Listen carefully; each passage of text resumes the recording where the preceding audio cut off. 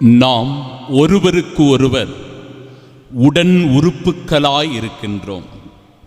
நம் ஆண்டவராகிய இயேசு கிறிஸ்துவின் அன்பும் அருளும் அமைதியும் மகிழ்ச்சியும் உங்கள் அனைவரோடும் என்றும் இருப்பதாக.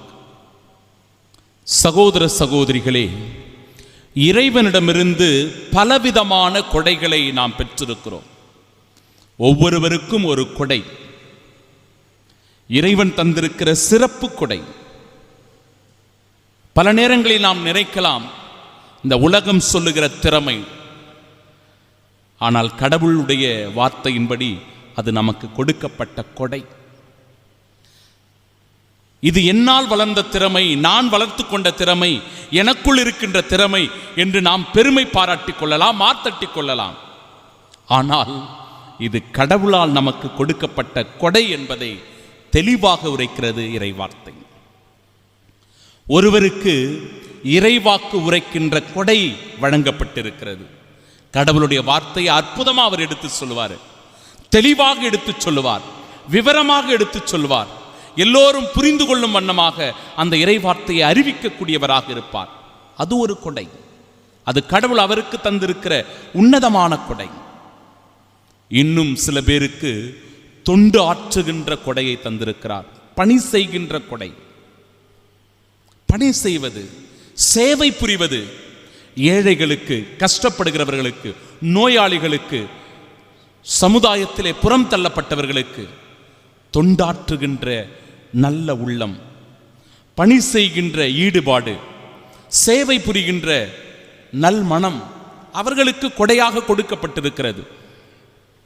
அதனால்தான் எந்த கைமாறும் எதிர்பார்க்காமல் சில பேர் தொண்டுள்ளத்தோடு சேவை மனப்பான்மையோடு பணியாற்றுவதை நாம் பார்க்கிறோம்.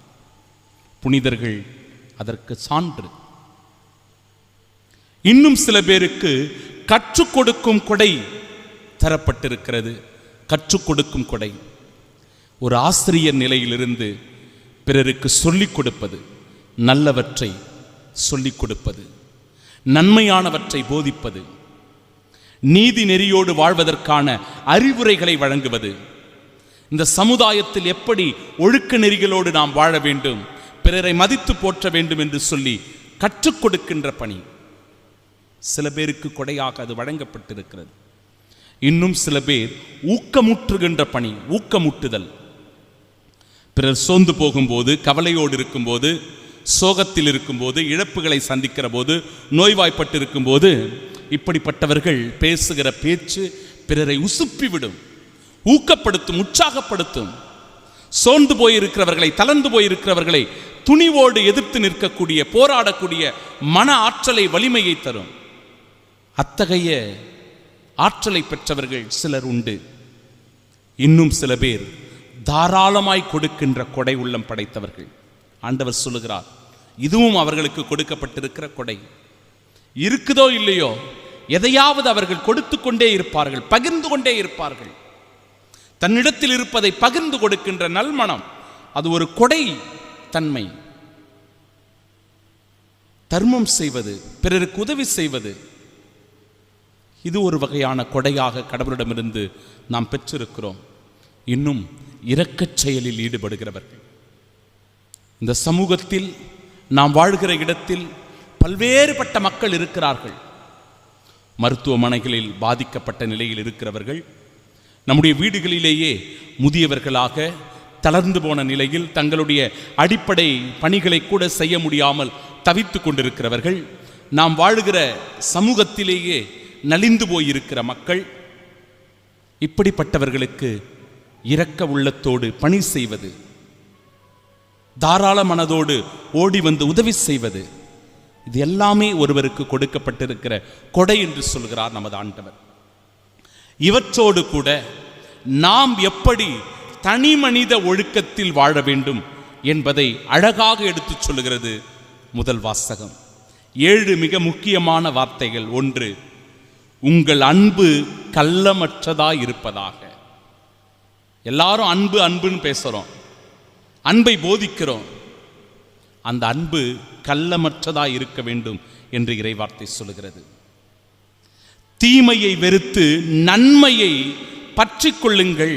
இரண்டாவது, தீமையை வெறுக்க வேண்டும், மாறாக நன்மையை பற்றி கொள்ள வேண்டும். நன்மையை நாடி தேடுகிறவர்களாக இருக்க வேண்டும், நன்மை செய்யக்கூடியவர்களாக இருக்க வேண்டும். மூன்றாவது, உங்களை விட பிறரை மதிப்புக்குரியவர் என எண்ணுங்கள். நாம் எப்பொழுதும் நம்மை பற்றி தான் பெருமையா பேசுவோம், நம்மை பற்றி தான் உயர்வாக நினைத்து கொண்டிருப்போம், நமக்கு தான் எல்லாமே தெரியும் அப்படின்னு சொல்லுவோம். ஆண்டவருடைய வார்த்தை சொல்லுது பார்த்தீங்களா, உங்களை விட பிறரை மதிப்புக்குரியவராக போற்றுங்கள். நான்காவது, விடாமுயற்சியுடன் பணிபுரியுங்கள். தோல்விகள் வரும், கஷ்டங்கள் வரும், நெருக்கடிகள் வரும், பிரச்சனைகளை சந்திப்பீர்கள், குழப்பமான தருணங்கள் இருக்கும். ஆனால் முயற்சியை கைவிட்டு விடாதீர்கள். விடாமுயற்சியோடு பணிபுரியுங்கள், பணி செய்யுங்க. சில நேரங்களில் நம்மை துன்புறுத்துகிறவர்கள் இருப்பார்கள், நம்மை விமர்சனம் செய்கிறவர்கள் இருப்பார்கள், நம்மை இழிவுபடுத்துகிறவர்கள் இருப்பார்கள். சோர்ந்து போகக்கூடாது, தளர்ந்து விடக்கூடாது, இது எனக்கு வேண்டாம் அப்படின்னு பின்வாங்கி விடக்கூடாது. மாறாக விடாமுயற்சியோடு போராடுகிறவராய் இருக்க வேண்டும். பிறகு துன்பத்தில் தளராத மனதுடன் இருங்கள். ஐந்தாவது, தளராத மனம். துன்பம் வரும், ஆனால் மனம் தளர்ந்து விடக்கூடாது, மனம் உடைந்து போகக்கூடாது. ஆறாவது, இறை வேண்டலில் நிலைத்திருங்கள். எல்லாவற்றிலும் எல்லா சூழ்நிலையிலும் இறைவனை முக்கியப்படுத்தி இறை வேண்டலில் நிலைத்திருக்கிறவர்களாக நாம் இருக்க வேண்டும். ஏழாவதாக, வறுமை உள்ளவர்களுக்கு பகிர்ந்து கொடுங்கள். நாம் வாழுகிற இந்த சமுதாயத்தில் கஷ்டப்படுறவங்க இருக்கிறாங்க, நம்மளை விட பலவீனமானவங்க இருக்கிறாங்க, நம்மளை விட வசதியில் குறைந்தவர்கள் இருக்கிறார்கள். இவர்களுக்கெல்லாம் நம்மாலான உதவிகளை செய்ய வேண்டும் என இறைவார்த்தை நமக்கு வலியுறுத்துகிறது. சகோதர சகோதரிகளே, உங்களை துன்புறுத்துவோருக்காக ஆசி கூறுங்கள். சற்று சிரமமான ஒன்றுதான். நம்முடைய போக்கு யாராவது நம்மளை ஒன்று சொல்லிட்டா நாம் ரெண்டா சொல்லுவோம். நம்மளை பழி வாங்கிட்டாங்க அப்படின்னா நாம் பழிக்கு பழி தீர்ப்போம், சும்மா விட்டுற மாட்டோம். ஒரு வார்த்தை சொல்லிட்டா ரெண்டு வார்த்தை பேசுவோம். ஆனால் ஆண்டவருடைய வார்த்தை, உங்களை துன்புறுத்துவோருக்கு ஆசி கூறுங்கள். குறிப்பாக மாமியார் மருமகள் பிரச்சனைகள், குடும்பத்தில் இருக்கிற குழப்பங்கள், அண்ணன் தம்பி உறவுகளுக்கிடையே இருக்கின்ற போட்டி பொறாமைகள், அக்கா தங்கை உறவுகளுக்கிடையே இருக்கின்ற சரியான புரிதல் இல்லாமை. அப்பொழுதெல்லாம் நாம் ஒருவர் மற்றவரை சபிப்போம், நீ நல்லாவே இருக்க மாட்டேன்னு சொல்லுவோம். அப்படி சொல்ல வேண்டாம், ஆசி கூறுங்கள் என்கிறது இறைவார்த்தை. மகிழ்வாரோடு மகிழுங்கள், அழுவாரோடு அழுங்கள். அதனையே இன்றைய நாளினுடைய பதிலுரை பாடல் அழகாக, ஆண்டவரே என் உள்ளத்தில் இருமாப்பு இல்லை, என் பார்வையில் செருக்கு இல்லை, எனக்கு மிஞ்சின அரிய பெரிய செயல்களில் நான் ஈடுபடுவதில்லை. பல பேர் என்ன செய்வாங்க, அகண்ட கால் வைப்பது, அகல கால் வைப்பது, இதனால பல பிரச்சனைகளை அவங்களுடைய வாழ்க்கையில சந்திப்பாங்க. இறைவார்த்தையின்படி அரிய பெரிய செயல்களில் நான் ஈடுபடுவதில்லை, எனக்கு மிஞ்சின செயல்களில் நான் ஈடுபட மாட்டேன். அதனால் என் நெஞ்சம் நிறைவும் அமைதியும் கொண்டுள்ளது. போதும் என்கிற மனநிலையோடு வாழும்போது, என்னால் முடிந்தவற்றை நான் மகிழ்ச்சியோடு செய்கிற போது, அன்பு அமைதி சமாதானம் கொண்டு வாழ்கிற போது, என் மனதிற்குள் அமைதியும் மன நிறைவும் கிடைக்கிறது என்கிறது இறைவார்த்தை. சகோதர சகோதரிகளே, நற்செய்தி வாசகத்திலும் கூட இறையாட்சி விருந்தில் பங்கு பெறுவோர் யார் என்கிற கேள்விக்கு ஏழைகள், அனாதைகள், கைவிடப்பட்டவர்கள், ஊனமுற்றவர்கள், கால் ஊனமுற்றவர்கள், பார்வையற்றவர்கள், இவர்கள் எல்லோரும் தான் இறையாட்சியில் பங்கு பெறுகிறார்கள் என்று ஆண்டவர் சொல்லுகிறார். ஏன் இதை சொல்லுகிறார் என்றால், வாய்ப்புகள் கொடுக்கப்பட்டும் அவர்களை அழைத்தும் கூட சாக்கு போக்கு சொல்லுகிறவர்களாக இருக்கிறார்கள். அதை பொருட்படுத்தாமல், அதை ஏற்றுக்கொள்ளாமல் புறம் தள்ளுகிறவர்களாக இருக்கிறார்கள். ஒருத்தர் சொல்றாரு, நான் புதுசா வயல் வாங்கியிருக்கிறேன், அதுக்கு போகணும். இன்னொருத்தர் சொல்றாரு, 5 ஏர் மாடுகளை நான் வாங்கியிருக்கிறேன், ஓட்டி பார்க்கணும், எனக்கு இப்பொழுதுதான் திருமணம் ஆகியிருக்கிறது. இன்னொருத்தர். இப்போ எல்லாருமே சாக்கு போக்கு சொல்லுகிற மனநிலை. நாமும் கூட சில நேரங்களில் சாக்கு போக்கு சொல்றோம்.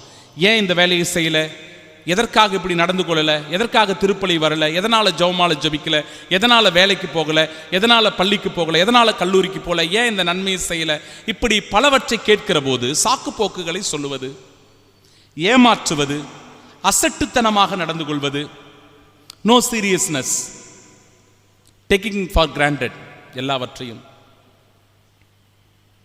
கண்டுகொள்ளாமை. சில நேரங்களில் நாம் என்ன பண்ணுவோம், எதையும் பெரிதுபடுத்த மாட்டோம், பொருட்படுத்த மாட்டோம், கண்டுகொள்ளாமல் போவது. இன்னும் சில பேர் தள்ளி போடுவது, பிறகு பார்த்து கொள்ளலாம், பிறகு பார்த்து கொள்ளலாம், சாக்கு போக்கு, ஏமாற்றுவது, அசட்டுத்தனம், கண்டுகொள்ளாமை, தள்ளி போடுவது, இப்படி பலவற்றை நாம் செய்து கொண்டிருக்கிறோம். ஒரு உதாரணம், அதோடு நான் இந்த மறைவுரையை நிவர்த்தி செய்கிறேன். அன்பு சகோதர சகோதரிகளே, சமீபத்தில் கல்லறை திருநாள் போச்சு இல்லையா? அந்த கல்லறை திருநாள் அன்றைக்கு நான் கல்லறைக்கு போகும்போது ஒரு அம்மா மட்டும் தனியாக அந்த கல்லறையை சீவி கொண்டிருந்தார்கள், அதை சுத்தம் செய்து கொண்டிருந்தார்கள். அந்த மண்வெட்டி வச்சு அதெல்லாம் எடுத்து சுத்தம் பண்ணிட்டு இருந்தாங்க. கல்லறை கட்டில் வெறும் மணலில் மட்டும் இருந்ததுனால அதை தூய்மைப்படுத்தி கொண்டிருந்தார்கள். அந்த கொஞ்சம் வயதான அந்த தாயிடத்தில் நான் கேட்டேன், அம்மா இதான் உங்கள் பையன் வரலையா? அவன் எங்கே ஃபாதர் வேலை அப்படின்னு போயிட்டான், வரவே இல்லை, பெருசாக அவன் கண்டுக்கவே இல்லை ஃபாதர். நான் சொன்னேன், ஒரு வாரத்துக்கு முன்னாடியே சொல்லிட்டேன், அப்பா கல்லறை போய் சுத்தம் பண்ணணும்டா அப்படின்னு. அவன் கண்டுக்கவே இல்லை ஃபாதர். அன்பிற்குரியவர்களே, அந்த பையனை நான் பார்த்தேன். அந்த பையன்கிட்ட கேட்டேன், ஏண்டா கல்லறை திருநாள் ஒரு பூசிக்கு வர மாட்டியா? அப்பாவுடைய கல்லறை, அம்மா மட்டும் கஷ்டப்படுறாங்க, அப்பாவுடைய கல்லறை போய் சுத்தம் பண்ண மாட்டியா? அன்றைக்கி வரக்கூடவில்லையே, ஏன்? இல்லை ஃபாதர், அன்றைக்கி வேலை வச்சுட்டாங்க, ரொம்ப பிஸியாக இருந்துச்சு ஃபாதர். சாக்கு போக்குகளை சொல்லுவது, ஏமாற்றுவது, கண்டுகொள்ளாமை, அசட்டுத்தனம். என் அன்பு சகோதர சகோதரிகளே, நற்செயல்களை செய்வதில் கவனமாக இருக்க வேண்டும். நன்மைகளை நாடி தேடுவதில் ஆர்வம் காட்ட வேண்டும். எதற்கு நம் வாழ்க்கையில் முக்கியத்துவம் கொடுக்க வேண்டும் என்பதை உணர்ந்து வாழ வேண்டும். எல்லாவற்றையும் தள்ளி போட்டுக்கொண்டு அசட்டுத்தனமாக இருந்து கொண்டு பிறரை ஏமாற்றுகிறவர்களாக இந்த உலகத்தில் வாழக்கூடாது. ஆண்டவர் சொல்லுகிற வார்த்தைகளுக்கு செவி கொடுத்து அவரின் அன்பு சாட்சிகளாய் இந்த நாளில் வாழ்வோம். ஆமென்.